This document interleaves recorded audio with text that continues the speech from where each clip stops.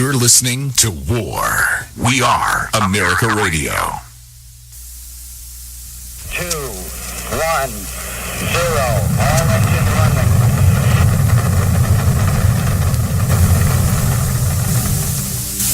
But I'm not concerned about that now. I just want to do God's will. And He's allowed me to go up to the mountain. And I've looked over and I've seen the promised land. I may not get there with you, but I want you to know tonight that we as a people will get to the promised land. I'm going to step off the limb now. So I'm happy tonight. I'm not worried about anything. I'm not fearing any man. Mine eyes have seen the glory of the coming of the Lord. That's one small step for man, one giant leap for mankind. People will return to the people, and so long as men die, liberty will never perish. Soldiers, don't give yourselves to brutes, men who despise you, enslave you, who regiment your lives, tell you what to do, what to think, or what to feel, who drill you, diet you, treat you like cattle, use you as cannon fodder. Don't give yourselves to these unnatural men with machine minds and machine hearts. You are not machines, you are not cattle, you are men. I've always tried to. We've seen rage and violence directed at American embassies over an awful internet video. The next day, within 24 hours, you had a conversation with the Egyptian Prime Minister. You told him this: we know the attack in Libya had nothing to do with the film. It was a planned attack, not a protest. She lied to me. She told me it was the fault of the video. And to think that she has a shot at being our president, crooked Hillary Clinton. We can't let it happen. If I win, believe me, make America great again, and it's going to be greater than ever before. We have a chance to be greater than ever before.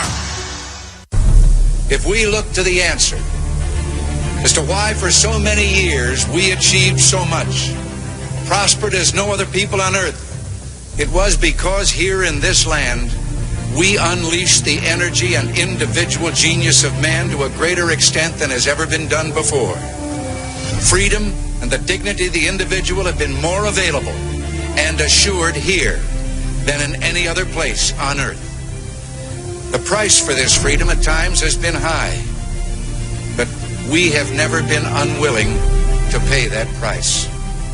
Those who say that we're in a time when there are no heroes, they just don't know where to look. The sloping hills of Arlington National Cemetery, with its row upon row of simple white markers bearing crosses or stars of David, they add up to only a tiny fraction of the price that has been paid for our freedom. Each one of those markers is a monument to the kind of hero I spoke of earlier. Their lives ended in places called Belleau Wood, the Argonne, Omaha Beach, Salerno, and halfway around the world on Guadalcanal, Tarawa, Pork Chop Hill, the Chosin Reservoir, and in 100 rice paddies and jungles of a place called Vietnam. Under one such marker lies a young man, Martin Treptow, who left his job in a small-town barber shop in 1917 to go to France with the famed Rainbow Division. There on the Western Front, he was killed trying to carry a message between battalions under heavy artillery fire. We're told that on his body was found a diary. On the flyleaf, under the heading, My Pledge, he had written these words: America must win this war. Therefore I will work, I will save, I will sacrifice, I will endure. I will fight cheerfully and do my utmost as if the issue of the whole struggle depended on me alone.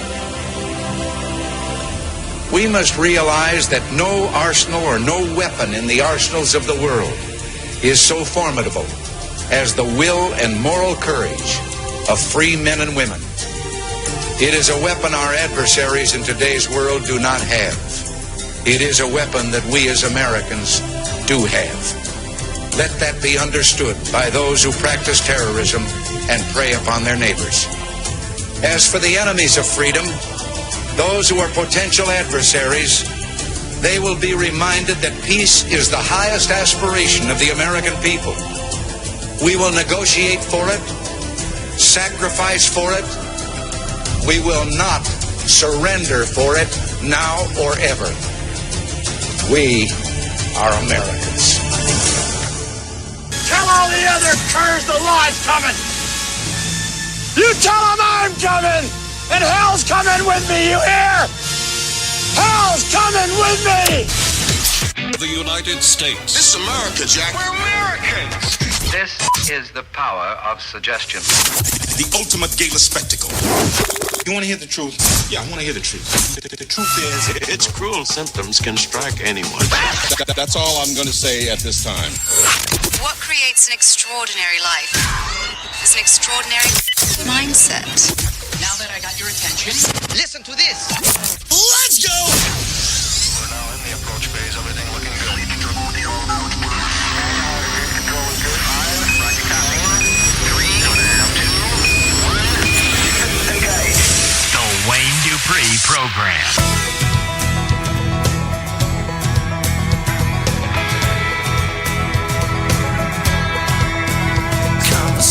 Ladies and gentlemen, welcome to the Wayne Dupree Show. I am your host, Wayne Dupree, here on War Radio, We Are America Radio, and broadcasting live on the Right Side Broadcasting Network. What is up, people? What is up?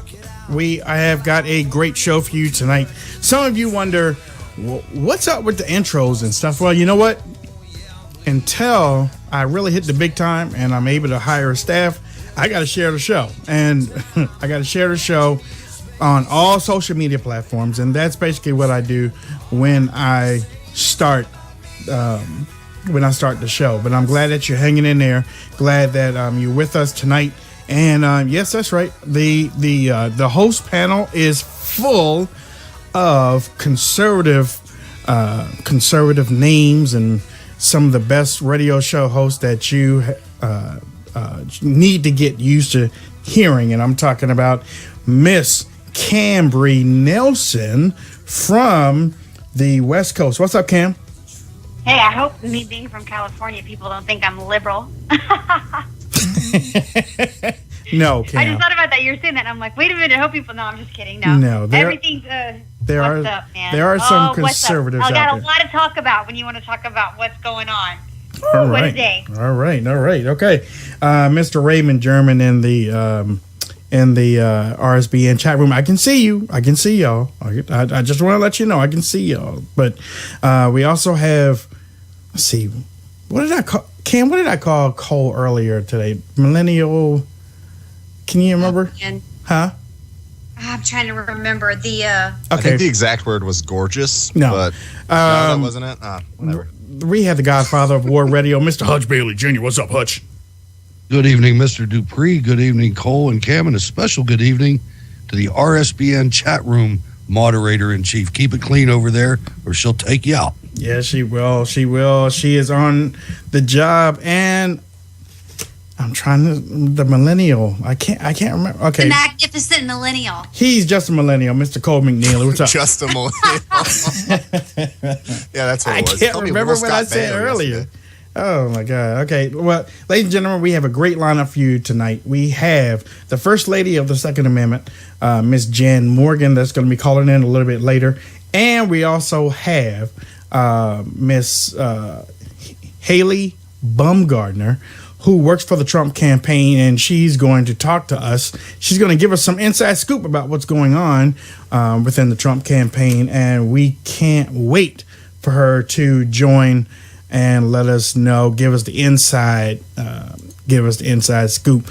But before she comes on, what do y'all think? What do y'all think about what happened earlier today? Huh? What do y'all think? Talk to me. Let me know. Travesty. It was an absolute. I almost can't stomach these hearings anymore because lately the Democrat Party cannot take anything seriously. Security, if it involves a Democrat, they cannot self-police their ranks. We talked about it earlier, Wayne. That Elijah Cummings, man, he's turned into a cartoon character. Yeah, he has. And what I will say, one of the most fascinating parts of it is the fact that, and this is why Comey was in such a difficult position and why he would say that a prosecutor wouldn't, is that this grossly negligence charge has been used once and it was for espionage. So it's tough because that made it put it in perspective. Let's put it that way on why he would say a prosecutor probably wouldn't bring this to court. Now, whether that's right or wrong, I personally think if someone breaks the law or has committed violations, they should be held accountable for that. Mm-hmm. But that's why I think it gave us an insight onto why Comey said what he said. And again, this was all just a big political move and a cop-out by the Department of Justice. We all know it was. Let's throw it on Comey, and then Comey will take all the heat, and they'll lay it off us. And they'll ignore the little Bill Clinton meeting when he happened to run into Loretta Lynch's plane or whatever that was in Arizona. I mean, this is what it was, and I mean, it gives you a better understanding, but it also gives you a sense of disappointment because we know this woman lied to the American people, lied to Congress. Yeah, we know she did that. She lied, and she's going to get away with it. That's what it comes down to. Well, I don't know if she's going to get away with it because. Everybody wants us to. Well, the media wants us to move on. The liberals want us to move on. The Democrats and Elijah stupid Cummings wants us to move on. I mean, some of those questions were just over the top stupid. I mean, they act like they don't know how to handle classified material. Eleanor Holmes Norton was standing up there. Well, some of us have business cards and we have our personal email on them. Well, I mean, is that why DC is not functioning? I mean, we have really stupid people. You don't hand your government business card that might have your personal email. I mean, even if it has your personal email address, you say, well, look, here is my business card. But if you have anything personal, you have to mail it to this address right here. But, don't send anything personal to this one. That's what common sense people would do. But Eleanor Holmes Norton, that's why DC hasn't become a state yet, because of her. We have stupid people. I mean, one of the things she said, one of the reasons that I ran was so I can be a part of this. Yeah. I want to be right here. And dumb as an onion. I mean, yeah, she said that. I was going, oh my gosh. And then you've got somebody else saying, what do I know? I'm not an attorney and I'm not this, I'm a pharmacist. But I'm going to ask, I mean, I just saw things bouncing back and forth. The stupidity of the questions. It's almost like they thought that this was a joke. The Democrats, they brought up the most outlandish, ridiculous stuff. If Mr. Comey, I truly believe after watching him today, he truly believes that he found no intent. He is stuck on the word intent, but the one thing that came out of it today is that, we have now seen that Hillary gave classified information to people that didn't have security. She, that we saw the American people. I know that Trey Gowdy did lay out the foundation that of intent whatsoever. But not only that, more worms were open today. Right. And more worms were open today. Quick thing on the business card thing. Mm-hmm. I don't care if you give out your personal email. I care if you decide, if someone emails you on that, to send them classified information on said personal email. I don't care that you have a personal email. That's not the point. It's that nobody cares that Hillary Clinton has a personal email. They care about the fact that she sent classified information on it and then lied about it. That's what she lied about it. She lied about it, ladies and gentlemen, and that's why we are fighting for Donald Trump. That's why we are saying Donald Trump has to be elected. Donald Trump has to be put in the White House, because if anybody else, there is nobody else. There is nobody else that's going to fix this thing right now. Nobody. We can't trust anybody in D.C. And coming on the line right now is a young lady that I have contacted. She is She is in the know. Okay, when I mean she's in the know, she's in the know, and she agreed to come on and talk to us and talk to you, some of the best Trump supporters around. Let us know what's going on in the campaign. And ladies and gentlemen, I am pleased to bring to the stage Miss Haley Baumgardner. How you doing? Hello, how are you? I'm fine. Great to be on. Yeah, Thanks for having me. You know what? If there's one thing that I do know is that anybody that works on the Trump campaign is most definitely welcome on the show and in front of these great Trump supporters. And everything that you do, just know that you have a lot of supporters out there. You have a lot of people that want to help. Well, thank you. We're working hard, and it's a movement, and it's of historic proportion. So it's exciting to see and to be a part of. Haley, let me introduce you to a couple of my co-hosts. Miss Cambry Nelson is out of California. Cam? Hey, good evening. Nice to meet you. Thank you so much for having you on. Oh, absolutely. Great to be here. Nice to meet you. We also have our millennial, Mr. Cole McNeely. How are you doing tonight? Hello, how are you? Doing well. And then we also have the godfather of the show, Mr. Hutch Bailey Jr. Good evening, ma'am. Thanks for coming on the program tonight. Nice to meet you. I'm happy to be on. Thank you. Haley, I want to talk about some things that is going on within the campaign. First thing I want to talk about is what happened today. Mr. Trump met with lawmakers in Washington, D.C. Many of the listeners and the watchers right now, they want to know what exactly happened at the meeting. What was the meeting about? And do you know or think that he made any headway in winning some people over? Well, I think that really the theme of today was continuing to unify the party. We are 11 days out from the convention. Mm-hmm. This has been a very spirited presidential campaign with, many, many candidates. And so 11 days out from the convention, Mr. Trump wanted to meet with Republican lawmakers and discuss, his platform, healthcare reform, the Second Amendment, trade reform, VA reform, tax reform. I could go on and on and on, and have a dialogue with them. And, unifying the party is extremely important, as this election is probably the most important election of our nation's history. And, we cannot let Hillary Clinton win the presidency and get back in the White House. Right. Then go ahead, Cam. I'm sorry. No, I was going to ask you about this. I mean, we're seeing right now, especially from being in a liberal state, a lot of talk is Bernie Sanders and Donald Trump here in California. People hate Hillary, thank the Lord. But there's we've just heard, maybe it's because I'm in like the Orange County area and it's more red, but still people here do not like Hillary Clinton. But one of the things that we're hearing is Bernie Sanders is getting ready to endorse Hillary Clinton, painfully, I'm sure. Is there something strategically that campaign is going to be able to put forth to be able to bring some of these millennial Bernie Sanders people over to towards the Trump 2016 campaign? Sure. I mean, based on the speculation, I did see that Sanders may endorse Clinton. I agree. I think it's going to be a very painful thing for him because their platforms are so different. And a recent Bloomberg poll actually showed Bernie supporters are not likely to support Hillary. So I'm not quite sure, how much they're going to be able to collaborate and get their ideas and their agendas and their philosophies in place in order to get those supporters behind Clinton. They're just not aligned with her agenda. Mr. Trump in a recent speech welcomed Sanders supporters recently to come over and get behind his movement and our campaign.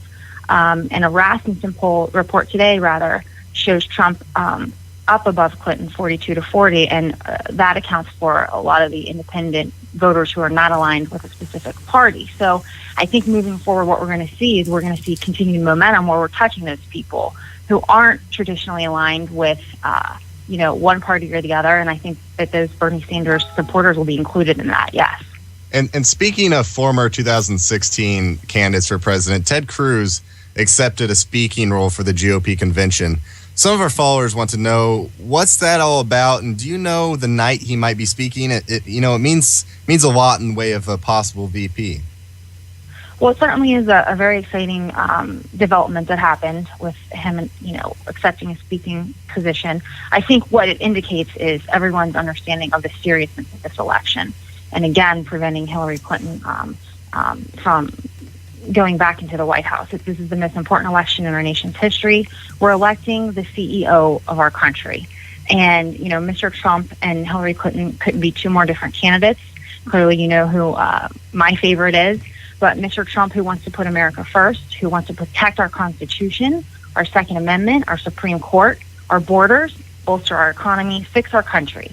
Or we have the opposite, Hillary, who, the past week news cycle of her continued scandalous lying behavior is mind-boggling to me, but, who has a completely liberal agenda, who thinks she's above the law, and she doesn't care about the voters. All she cares about is herself. So I think that Senator Cruz, accepting a speaking position at the convention shows the need for unification, and that we're going to do everything possible as a party, as a conservative movement, as the Make America Great Again movement, to win this election and elect Donald Trump as our next president. Well, Haley, thanks again for coming on the program.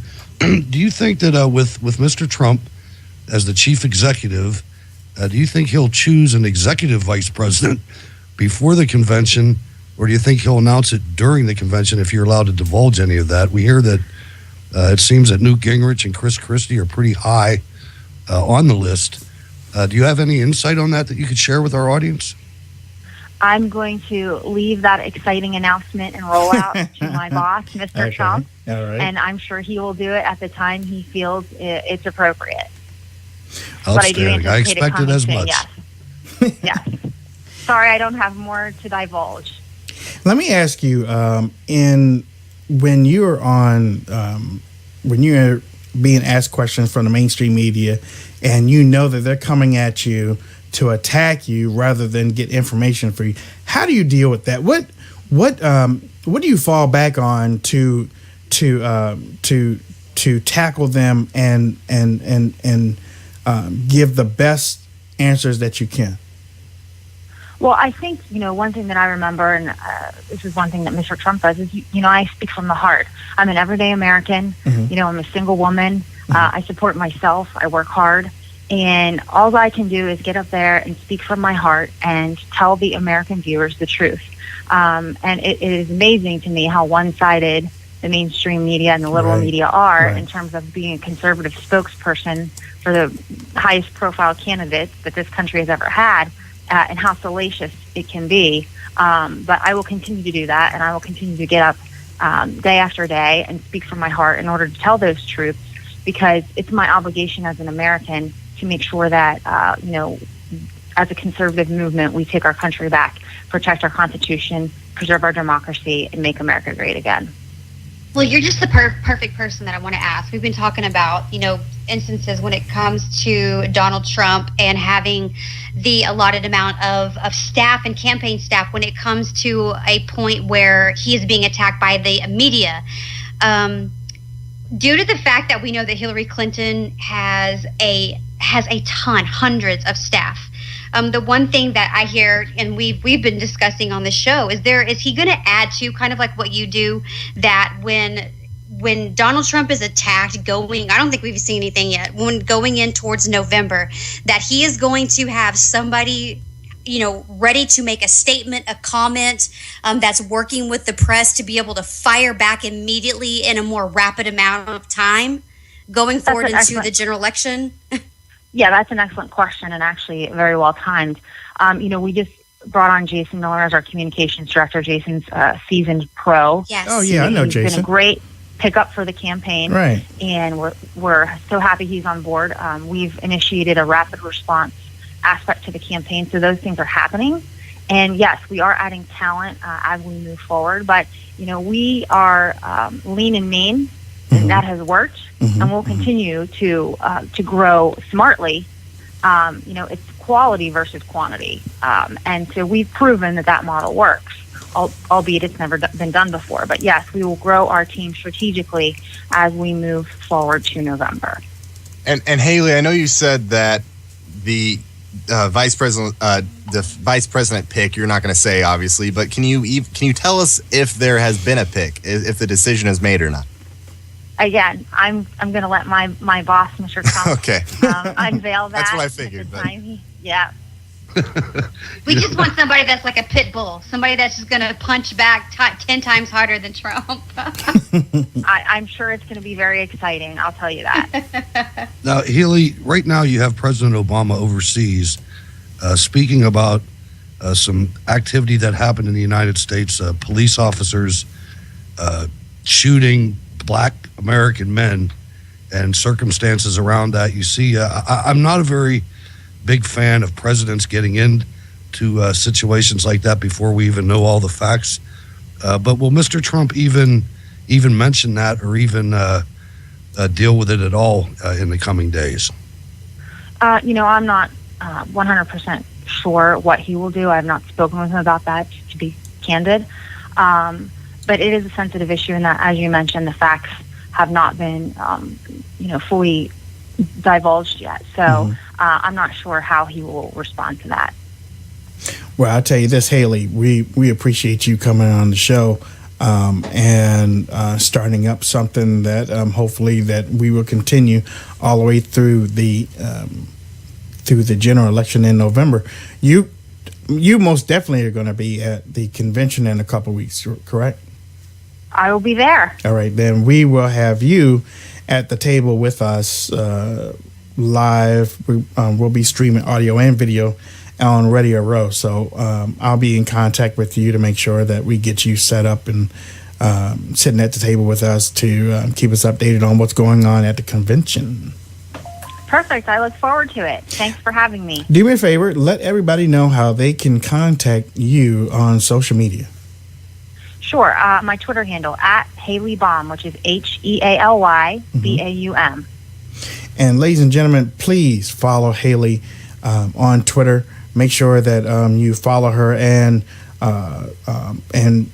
retweet and share the information that she puts out, because number one, she works with the campaign. She knows what's going on with the campaign, and we need to get the message out, especially since Hillary and her minion are putting stuff out all the time. So it's time for us to start sharing this information too. So Haley, thank you so much for everything, and I appreciate the connection. Thank you. Thank you. Thanks for having me. We'll talk soon. Got it. Ladies and gentlemen, you're listening to the Wayne Dupree Show here on the Right Side Broadcasting Network. Not only that, we're waiting for Miss Jan Morgan, who we call the First Lady of the Second Amendment.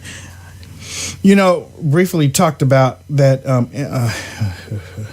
All right, let's go back to what happened in D.C. today. And I watch both sides of the coin. Very rarely. But no, you know what? Forget that. I'm sorry, ladies and gentlemen. Let's talk about this Ted Cruz thing. Because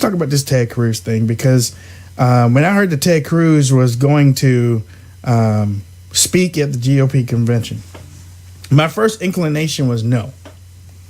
But that's me, though. I'm not in charge of the Trump campaign. I just don't think it was a good idea. And the reason why is because, listen, I think Ted Cruz, and actually, really, that doesn't have anything to do with Ted Cruz. It's more of his followers. Because we all know that Mr. Trump is caring. We know that Mr. Trump has a soft heart for America and patriotism, and he loves this country, and he is a great negotiator. We know these things.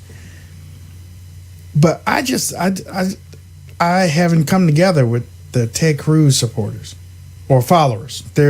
I've always said that there were two different types of supporters for Ted Cruz. They're followers and they're supporters.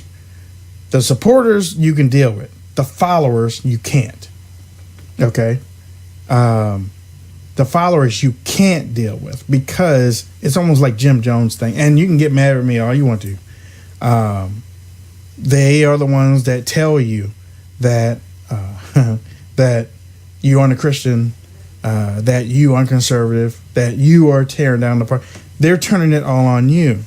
Okay, so it's hard for me to even want them part of the GOP. But that's me. What do y'all think? A guy that really got me down, that's one of the followers, like you said, is Mike Lee. Mike Lee came out today. He did an interview on the Huffington Post. First of all, I mean, right off the bat, that's wrong. And he praised Elizabeth Warren and dogged Donald Trump. And I'm thinking, what is wrong with this guy? What is the matter with these people that they can't see that there's only two people running for president of the United States that have a chance of winning? Mm-hmm. Every time you chip away at Donald Trump, you are casting a vote for Hillary Clinton. It's just the way it is. There's only two. The Libertarian guy's not going to win. The Green guy's not going to win. Mitt Romney's not going to win. He's not going to run. I mean, come on. I agree. The important thing that came out of that meeting, too, is something that if it bears fruit, it does have a chance of healing the party. And it's like the post note at the end. Donald Trump asked Ted Cruz if he would counsel him on any Supreme Court nominations. And Ted Cruz said, sure. And that has the chance. People know that the Supreme Court is pretty much one of the top three issues in this election, if not the top one. Mm-hmm. And I think that was pretty smart. Whether it bears fruit or not, we'll have to see what Ted Cruz has to say. My thing about that is I want to know when he's speaking, because that makes that sets everything up. Monday morning at 9 a.m. That'll work. To me, that will work. If he speaks that early, then fine. We have a caller calling in. Caller, what's your name? Where are you calling from? Hello, caller. Hello? What's your name? Where are you calling from? Hi, I'm from Roswell, New Mexico. My name is Bernie DeGrushi. Speak up a little bit. My name is Bernie DeGrushi. And you calling from where again? Roswell, New Mexico. New Mexico. Okay, what do you want to talk about real quick? What I wanted to talk about was I am definitely a Trump fan, mm-hmm. but you would think I would be the opposite. I am disabled. I am very poor. I'm on Social Security disability, and I'm being denied benefits from workman's comp out of New York State. And yet, when the clown got into the White House 8 years ago and promised all this help to the poor, not only did we get nothing, but we had a lot of stuff taken away from us. And Mr. Trump says he wants to help everybody, but I have never heard him say anything about helping the poor and the disabled and the elderly. These are the most discriminated groups in this country. I am sure everybody has at least a family member or knows somebody that has a family member who is in this situation and is being totally screwed by the government. Right. Bernie, well, we appreciate your call. And I think there are a lot of people out there who are in Bernie's position, which is, not the typical person who is supporting Donald Trump, or not the typical person who is even involved in politics all the time. I mean, you'll see an insane number of people who will say, this is my first election voting. And people are voting for Donald Trump for a lot of different reasons. And that's why Donald Trump is such an interesting candidate, because he's a variety bag in some sense. There's a lot of different things that a lot of different people like about him, and he draws a lot of people in that the average election would not, and the average Republican would not. Now, that comes with, as Hutch was mentioning before, there's the Mike Lees of the Republican Party that might go somewhere else, but it's interesting to me to see all these people that Donald Trump is bringing in that any other Republican candidate probably couldn't bring in. No, you're absolutely right. I think just to give you a little hope, Donald Trump said several times that he is going to buttress Social Security, and one of the best things that can happen to the least fortunate in the country is the building up of the economy and the building up of the middle class. Because when that happens, you have more revenue in which to deal with people that are less fortunate than others when it comes to financially and things of that nature. So I think he would be your pick. That the Democrats, have been getting people in this demographic to go along with them for so long. I don't understand how they do it, because every part of America that is strongly Democrat and poor is worse today. Let's just put it this way. None of it has gotten better. Yeah, as Hutch is alluding to, we have spent $22 trillion since the institution of the Great Society with Lyndon Johnson. And we spent $22 trillion in that time period over the last, 50 years or so, 54 years. And what happened was like a 1% drop in the poverty rate, and it was going at a larger percentage drop before that time period. We spent $22 trillion to drop the poverty rate. It was like 1.2%. It is incredible. And the Democrats, they want to talk about that the right has the same answers. The Democrats continue to put these same answers forth, and they will continue to get the same results. Whether the American people want to wake up or not is a different question. Ladies and gentlemen, I told you we will bring the best interviews that we can bring you, that will motivate you and get you out there moving and trying to fix this country. One of those is the young lady that I'm getting ready to bring to the mic right now. She is a friend. We're supposed to be speaking together at the Unity Rally in Cleveland for Citizens for Trump. She's a national spokesperson for Trump, and she also is the First Lady of the Second Amendment. I call her my friend, Miss Jan Morgan. Hello, how are you? Hello, Wayne. How are you doing tonight? I'm fine. I haven't seen you since Hector was a pup. I'm so excited to see you in Cleveland. I can't wait. Look, we're gonna have some fun in Cleveland. I promise. Yes, we are. Okay. Yes, we are. All right. Listen, I want to introduce you to my co-host, all the way from California, Miss Cambry Nelson. Okay. Hi. Hi. Nice to meet you. Glad to have you on, darling. Absolutely. Looking forward to visiting with you as well this evening. We also have the Millennial Falcon, Mr. All right, I guess that's better than I can't remember what he is the millennial. He is the millennial of the century. Yeah, Mr. Cole McNeely. Jan, nice to have you on. Yes, great. Looking forward to this. This is going to be a lot of fun. Oh yeah, and then we also have the Godfather, Mr. Hutch Bailey Jr. Good evening, Jan. Thanks for coming on the program tonight. Great. Jan, you listen. Something. I mean, we know that. I called you the First Lady of the Second Amendment. You believe in the Second Amendment. We all believe in the Second Amendment. We believe that we all have a right to protect ourselves and our homes. We also believe that we protect ourselves, our homes, and our families. You know, a situation came up yesterday. I still really haven't even gotten in on the second one. I saw a video on the first one early this morning, and it really disturbed me. But I mean, then again, I don't have all the facts either. Right. But you, as a advocate for the Second Amendment, what can you tell our members that are watching and listening to the show tonight? Because liberals are going to go out there and they're going to make it a gun shooting thing again. Mm-hmm.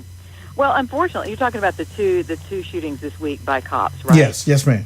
Yeah. Yep. Well, what I'm thinking more than a Second Amendment issue, I'm thinking that there is going to be a black-white issue. It's going to be another racial thing. President Obama came out this evening, and he's already tossed his hat in that ring, which only further divides us. And I think that the best thing that we can do right now is wait until all the facts come out. That's we and I say we, meaning the citizens and the press, everyone in general. You look at the videos that they put on the air and you jump to conclusions. You say, oh my gosh, I can't believe, look what that cop did. And sometimes when the facts come out, as we saw in Baltimore, sometimes when the facts come out, it turns out that it wasn't quite the way that everybody thought it appeared. So I just ask everybody to hold back and restrain until all the facts are out. I will say this, just from what I've seen, I'm a state police certified concealed carry firearms instructor, as well as an NRA certified pistol instructor, and I teach the concealed handgun classes. And I was really disturbed looking at the second scenario. It's really hard to figure out any kind of justification for the officer shooting that guy, multiple times. Although I wasn't there and we didn't see what led up to it, just listening to the description of what happened, from the woman sitting in the car. She's saying that he was a concealed carry handgun citizen, that he told the officer that he had a permit. Normally police officers, when they hear that, they relax because they know that if you are a concealed carry citizen and you have a permit to carry, that you have been through a very stringent background check system. They don't issue those permits easily, and in some states it's harder than others. So normally when a police officer knows that a citizen is permitted to carry, they will relax their posturing. I was concerned. I couldn't figure out why an officer had a gun pointed at someone over a traffic stop. So it seems like there's some details missing here that I'm waiting to come out. But, if the guy was truly reaching for his concealed carry permit or for the paperwork that the officer was asking for, the officer, if he was trained properly, should have asked him not to reach for it and simply to step out. I know that in my classes, when I teach people who are carrying guns, when they are stopped in traffic stops, you're required by law to tell the officer and to show him your permit. You're supposed to show him your permit, but not until he asks for it. And when I stop, and I've been stopped for speeding as recently as a couple of months ago, trying to get to the airport, an officer walked up to my vehicle, and I keep my hands on the steering wheel, and I tell him, he already knows you're carrying, or that you have a permit to carry, because that comes up when he runs your plates, your license plates. But he asked, are you carrying a weapon? I said, yes, sir, and it is loaded, and it is here or there. I tell him where it is. I don't reach for anything. I would not move my hands, period, without first saying it is in the glove compartment, or it's, I can show you my license and my permit, but it's in my purse. Is it okay to reach for it? You have to be really, really careful about that. So I am curious, very curious, and those were very disturbing videos, both of them. The first guy had a rap sheet a mile long. That doesn't justify him being killed. By a police officer. I saw that. We discussed this video actually this morning, and there's so many different ways to look at this. It's kind of mind-boggling, but I'm kind of like here. We have to see all the facts. We've got to see what everything and wait until it all comes out, and just remain calm. And so far, all the people who've been protesting in Minnesota, I think, have been handling it very well, and I appreciate that. That's what we want to see. But my question that I had for you is, I've only been in California for 2 years. I'm from Dallas, so you need to get out of that state. You have no idea, sweetheart. I told her too. I'm telling you, man, I'm here for a reason, though. But I mean, we just had because my husband's father is a retired police officer for San Bernardino County, and we're having gun rights. I mean, the gun rights are being slowly stripped away here in California. I know that you are aware of that. Definitely different from home in Texas, where you can walk around with the AK-47 on your back and go to Walmart. It's wonderful. But what do you and my family does it, but are you seeing, I honestly don't feel like the politicians that we have sitting in office at this current time are going to make the citizens of their state aware that they are working on these gun laws until the day they decide to pass these, and then we have to find out, watch the news, that they were working on these laws. They were very quiet in the state of California. Is this happening across the United States? It's happening across the country. However, most of them die before they ever even get to the floor, except in places like California and Massachusetts, and states where you have a very large population of liberal people who are anti-gun. The problem for you is your situation seems almost overwhelming, but I just did a speech in Massachusetts. The Second Amendment organization flew me in to talk to the people there about doing something, how to take on their gun rights problems in that state. And here's what I told the people. You're not going to be able to fix this overnight. What has happened to you in California has been in the process of happening for a very long time. And it's going to have to start in your own home and then in your own city. You've got to take back your home and your community first before you can take your state back. And when I say in the home, I'm talking about things like making sure that your family members talk to your relatives about about gun rights issues. Talk to them about the importance of, even if you don't own a gun and don't want a gun, you still shouldn't want to deny me the right to own a gun to defend my life. And absolutely, Jan, and I got to ask you, you're absolutely right about waiting for the facts to come out, but you were recently on Fox Business, and we know that we have a common enemy with jihad activities going on left and right. You were on, and you had an interesting conversation about firearms training, and you really took the lead when it comes to potential jihadis and Muslims on gun ranges. Well, yes, because I refuse to train them. I refuse to train anyone who aligns himself with Islam. And the reason I do that is because I've read the Quran. I studied it for 12 years. After 9/11, I started reading because I didn't understand what kind of religion promotes this kind of hate and violence. So I started reading, trying to find out who are these people who are willing to kill themselves as well as 3,000 innocent people over what? I just don't believe this has to do with foreign policy. And the more I read and the more I studied, the more I discovered, including the Quran. I also read a lot of other works. I'm a big reader. And then I make up my mind after I've spent a lot of time studying. And what I learned is that there were over 109 verses in the Quran that dictate hate, murder, and terror against all human beings who refuse to submit or convert to Islam. And so what I tell people is, look, I'm not saying all Muslims are terrorists. I'm just saying that if you are an adult and you have chosen to align yourself with this ideology, which I will say that I first of all, I don't believe that Islam is a religion. It is a theocracy, because it has an entire political system and a government system attached to it. Therefore, it does not deserve First Amendment protection. But that set aside, I just say if you're an adult and you choose to align yourself with this ideology, how am I going to know whether you're going to be devout and come in here and kill? I can't allow you to handle lethal weapons next to people that your Quran commands you to kill. And Jan, speaking of which, in Orlando, we saw this horrific incident down there.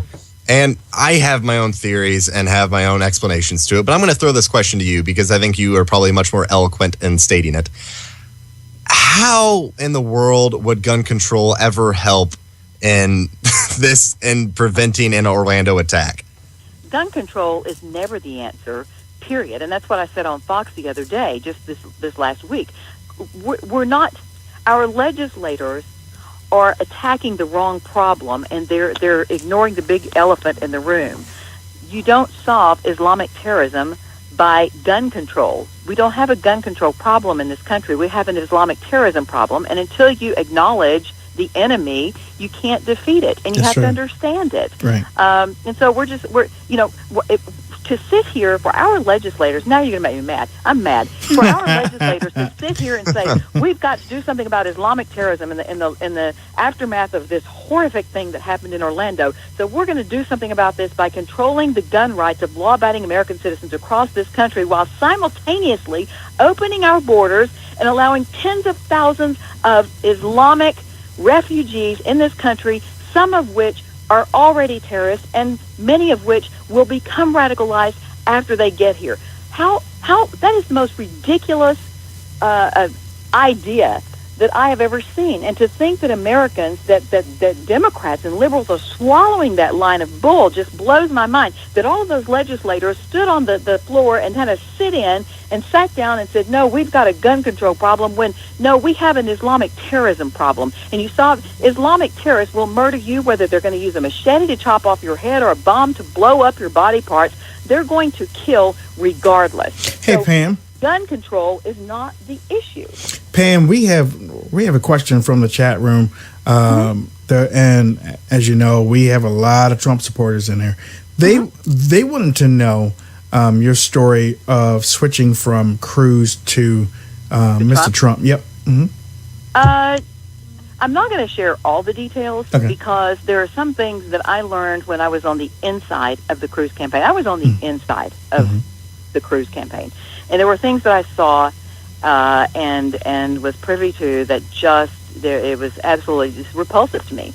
And when Ted Cruz, those things were bothering me that I was seeing behind the scenes, but then when Ted Cruz stood up on national television and blamed Donald Trump for the violent actions of anarchist thugs in Chicago outside that had nothing to do with Trump, that was my final straw. And I just said, you know what? This man is not who I thought he was. Okay? And that was it for me. That was it. That was the final straw. And then, obviously, Donald Trump, I had been defending him all along. If you go back on my Facebook pages and you look, months and months and months and months ago, before I ever, even when I was publicly supporting Ted Cruz, I was still defending Donald Trump every time people would attack him. Yeah. And I was posting things that Trump said and did that I liked, because I like the guy. And I think that he brings a lot to the table, and I believe that he is going to turn this country around, because he's not going to represent the will of Donald Trump. When people say, well, Trump was this and Trump was that, Trump is a man who had the sense to listen to millions of American people and say, okay, here's what the people want. And it's like he said the other day, I'm with you. He's not going to be representing his will as President of the United States. He's going to be representing the will of the people who have put him where he is. And it is the American people who are fed up that are the reasons Donald Trump is where he is today in this election process. Jan, how can people reach out to you on social media? I'm easy to find. It's Jan Morgan. There are 2 pages. I'm trying to delete one of the pages because it's too much to handle. Yeah. But the primary page is the Jan Morgan personal page, but it's a verified page, and it has over 200,000 followers on it. That's where people, just Jan Morgan with the blue check mark, that's where people need to hang out, because the other page I have, it's not as engaging. It's not as, I'm posting most of my stuff on the personal page, but that's the place to find me. Well, you are going to be at the convention, yes? Yes, I am. I'm going to be at the convention. I'll be doing a number of hits on Fox Business Network all week. I'll be doing I'll be on the set with the Morning with Maria show on Fox Business. I'm doing some stuff with Trish Regan as well as Charles Payne. Well, I tell you what, if we can and I pull, hope I'm going to do some stuff on Wayne Dupree. There we go. That's what I'm talking about. Thank you. I had a chance to be requested to be on Dupree's show, but surely he'll fit me in somewhere there. Yeah, we will. But listen, I got to let you go. I don't want to, but we're going to have you back on many times, and I really appreciate you. We need to talk more Second Amendment stuff. We exactly. Gun rights issues. We need to solve in this country. That's it. Yes, ma'am. All right, big hug to you, and we'll be talking to you real soon. Thanks. Bye-bye. Thank you. Ladies and gentlemen, that's the First Lady of the Second Amendment, Ms. Jan Morgan. You can also find her on Facebook under Jan Morgan Media. Okay, Jan Morgan Media.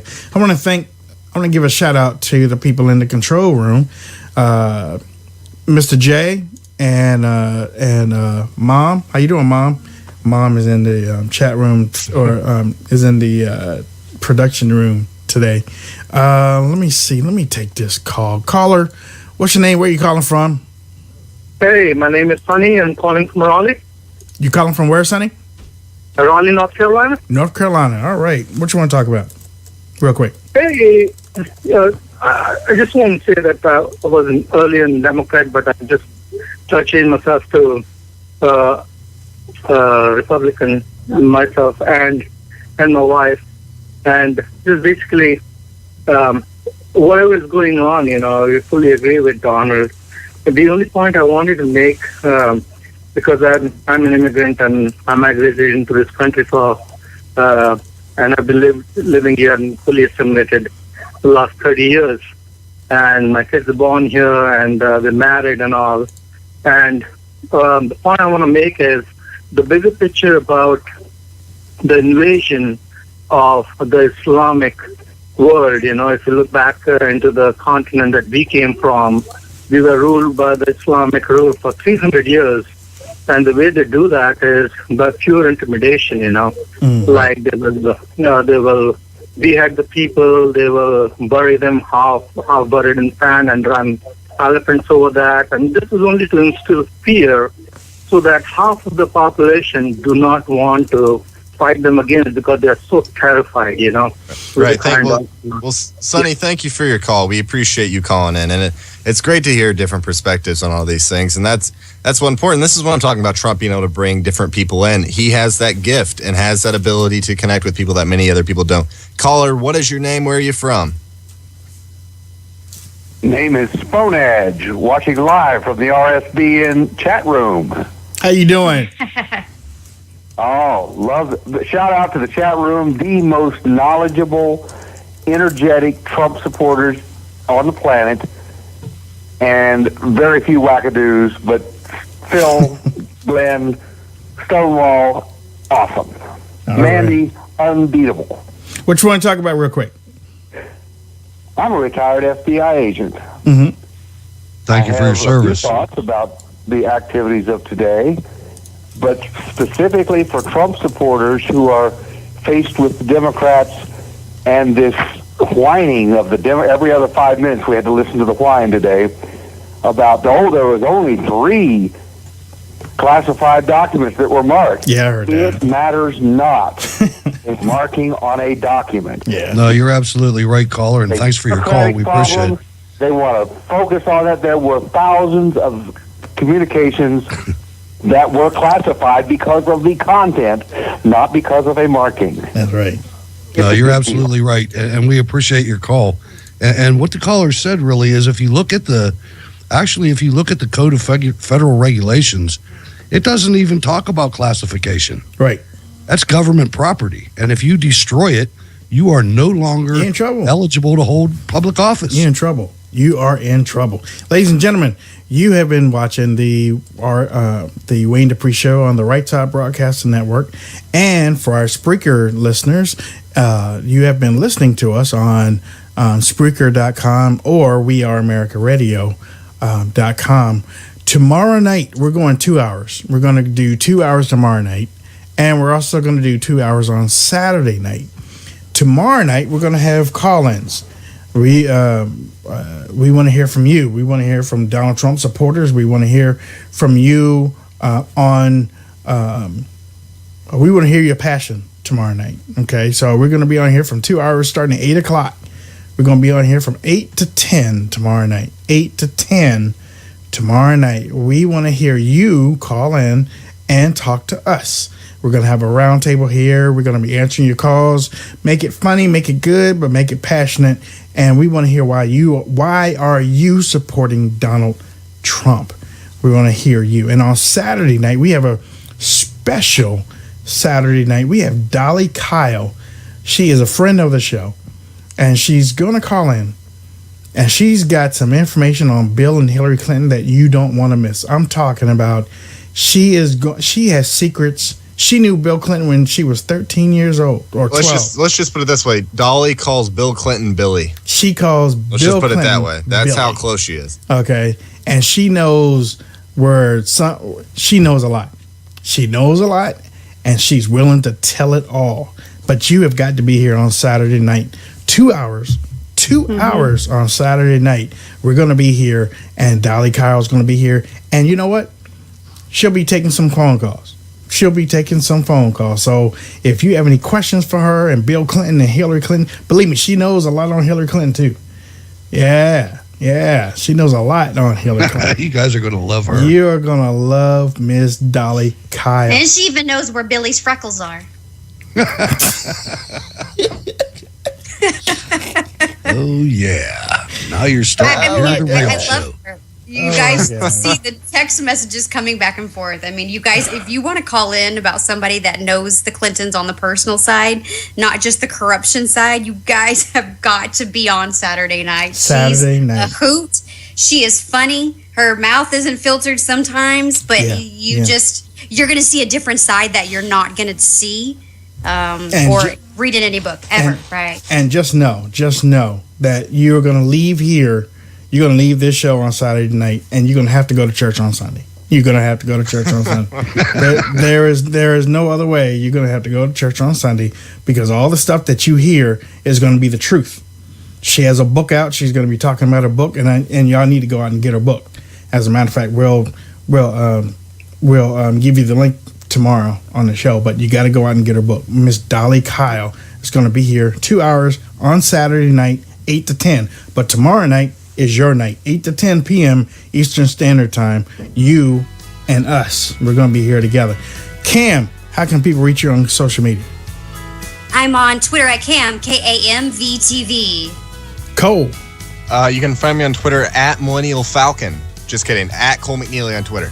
I'm still trying to you gonna make me go back and listen to the show to find out how I introduced you because it was cool. I can't remember. Hutch, how can people reach out to you? Hutch Bailey Jr. on Facebook, Berg's Eye View on Twitter, Steel City Resistance.blogspot.com. We are about a week. We're about less than 2 weeks away from the RNC convention. We're going to be broadcasting live here on the Right Side Broadcasting Network. Monday, Tuesday, Wednesday, Thursday night. We are going to be... Oh, there it is. Dolly Kyle. Yeah, that's the book. That's the book, Dolly Kyle. Thank you, Joe. I forgot what I was talking about. We're going to see you. We're going to see you tomorrow night. And hopefully 202-470-6738. Call in. We want to talk to you. God bless. Have a good night.